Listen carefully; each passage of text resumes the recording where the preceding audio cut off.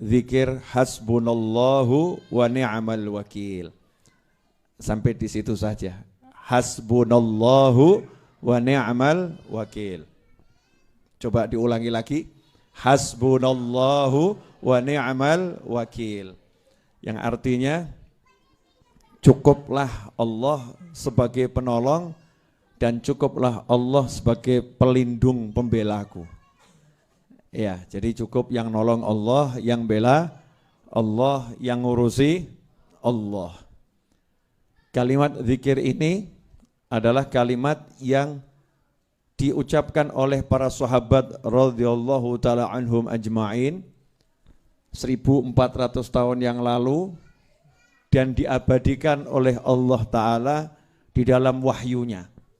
Nah, diabadikan oleh Allah di dalam wahyunya, di dalam Al-Quran. Sehingga kalau kita pakai kalimat ini, maka insya Allah urusan kita apapun itu pasti beres. Ya, insya Allah urusan kita apapun itu pasti beres. Ya, insya Allah pasti beres.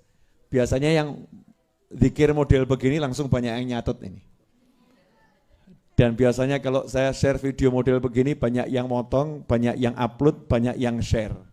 Kenapa? Karena banyak orang punya masalah nggak beres-beres. Punya hajat nggak kelar-kelar. Punya tujuan nggak tercapai, nggak kegapai. Tapi sebelum mengamalkan apa yang akan saya ajarkan ini, dan kalau udah saya ajarkan itu sudah pasti saya ijazahkan. Jadi nggak usah nanya lagi Habib ijazahnya mana, diizinkan atau tidak. Kalau Anda melihat tayangan ini, amalkan seperti yang saya ajarkan, berarti sudah mendapat ijazah dari saya dan saya dapat dari guru-guru saya. Syarat nomor 1 adalah yakin. Mutlak apapun itu amalannya, doa itu syaratnya harus yakin. Yakin qabul. Yakin terkabul. Jadi jangan lagi kirim pesan WhatsApp ke Habib Novel dengan kalimat, Habib sudah saya amalkan, tapi kok gak kabul-kabul ya? Berarti kamu gagal. Gagalnya apa? Mempertanyakan kabul atau tidak kabul itu berarti ragu. Orang yang yakin itu tidak melihat apa yang di depan mata. Contoh, pegawai negeri yakin tanggal 1 dapat gaji dari pemerintah. Gajinya yakin masuk ke nomor rekeningnya. Begitu ya kalau nggak salah ya.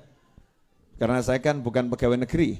Yang PNS itu kalau gajian cash atau masuk ke rekening.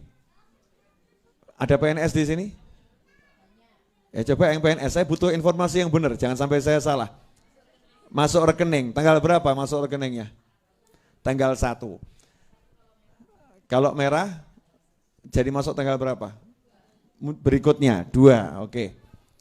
Intinya di awal bulan, gaji langsung masuk nomor rekening. Karena punya perjanjian dengan negara dan sudah bekerja untuk negara. Negara tidak akan mengingkari janji.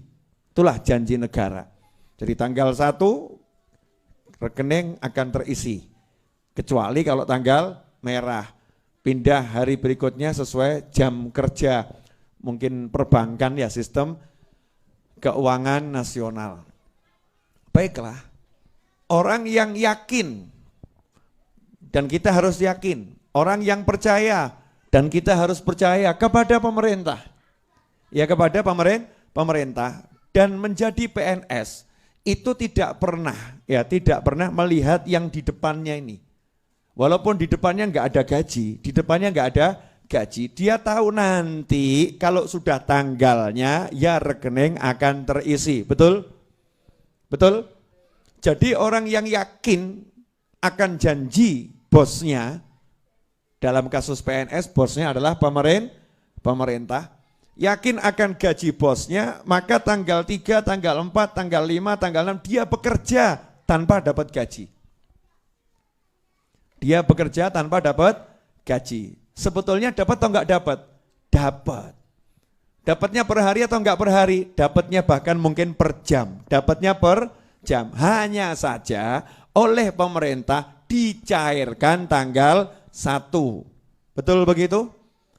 Yakin tiap hari digaji, yakin awal bulan akan cair, maka PNS tidak pernah bertanya kepada orang lain dan tidak pernah bertanya kepada pemerintah, kenapa ya tanggal 7 kok belum masuk ya, tanggal 8 kok belum masuk ya, kenapa ya tanggal 10 kok belum masuk gaji saya. Ngomong sama temennya seperti itu, temennya nanya balik, lah tanggal 1 kemarin sudah masuk belum? Ya sudah, ini yang saya maksud untuk bulan depan, kok sampai tanggal 15 belum masuk? Kata temennya, kalau stres pergi ke rumah sakit jiwa.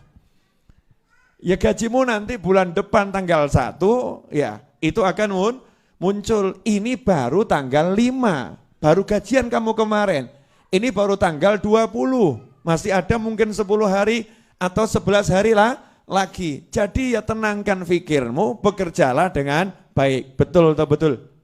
Betul atau betul? Baru bekerja dengan pemerintah yang solid, pemerintah yang kuat, pemerintah yang kaya, pemerintah yang bagus, yakin dia kerja nggak mikir hari itu walaupun pulang tangan kosong, besok pulang tangan kosong ya. Dia yakin gajinya sudah ada, disimpan. Betul begitu? Maka kalau minta sama Allah Ta'ala, yakinnya harus lebih dari itu. Walaupun sekarang mati-matian kok kelihatannya kosong. Kelihatannya kok kosong. Yang kita percaya bukan yang di tangan. Yang kita percaya yang di sisi Allah Subhanahu wa Ta'ala. Sama Allah sudah disimpankan dan siap untuk dicairkan. Sehingga kita tenang menjalani hidup, nyantai, penuh nikmat, ibadahnya kenceng, amalannya tak tergoyahkan, betul-betul dijalani dengan penuh keyakinan. Ini syarat menjalankan zikir dan wirid model apapun. Kalau tidak begini, Anda gagal, jangan salahkan kecuali diri Anda sendiri. Jelas semuanya? Jadi jangan sampai lagi kirim pesan WhatsApp atau nanya langsung ke saya atau kiai atau habib yang lain. Yai saya udah amalkan nariyah kok nggak hasil ya, nah berarti gagal itu. Ya, Yai saya udah amalkan munjiah kok nggak hasil ya. Yai saya udah ziarah kuburnya orang-orang soleh, tawasul orang soleh, kok ya toko saya masih sepi ya. Padahal saya tawasul biar toko saya lah raris. Yai kenapa rezeki saya masih seret? Semua pertanyaan ini adalah pertanyaan orang-orang yang ragu. Orang yang yakin nggak pernah nanya, amal saja, nyantainya luar biasa. Habib Novel Al-Idrus bulan Syawal yang lalu hutang tanahnya 7,7 miliar, betul?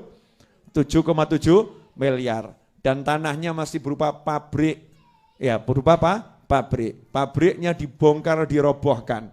Dibangun jadi asrama santri 4 lantai. Alhamdulillah sampai hari ini hanya kurang 2,9 miliar. Artinya hampir 5 miliar sudah terbayarkan.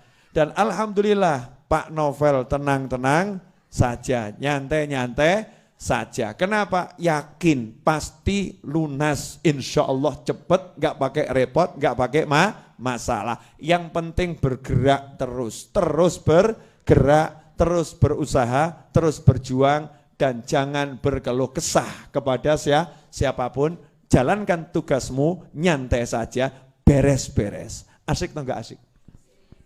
Lalu yang